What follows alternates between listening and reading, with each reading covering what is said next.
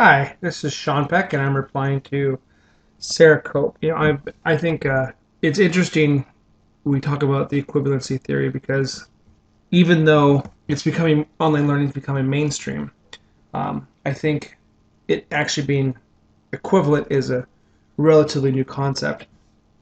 I took a class in '99 when this theory came out, ironically, and it was through a private university, and it was the first online class I'd ever taken, and it was through Outlook Express. We didn't even use a learning management system. We used news groups or work groups or something like that, and you basically it was like a discussion, like a message board.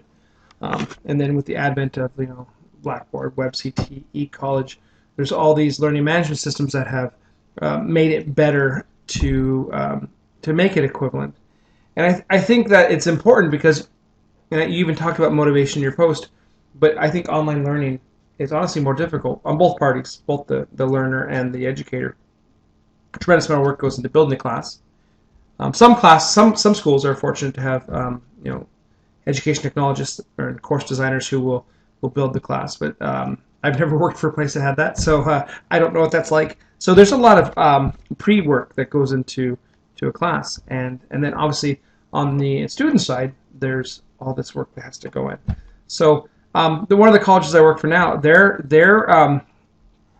very strict on the amount of time the student spends online should be equal to what they're doing if they were in the traditional class. So and that makes it kind of interesting on the educator's perspective to try to make it okay. How do I make it engaging? Because I don't have them 50 minutes a day for 3 days a week or however you want to break up the class. No, I teach mostly firefighters and nurses who have weird shifts, so they log on at weird times. It's truly what asynchronous learning was developed for.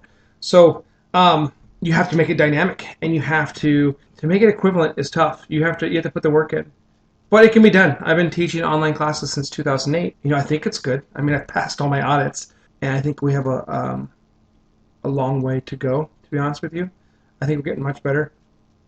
And it starts with the behavior change at the college, and the infrastructure, and ends with the students and the educators making this work.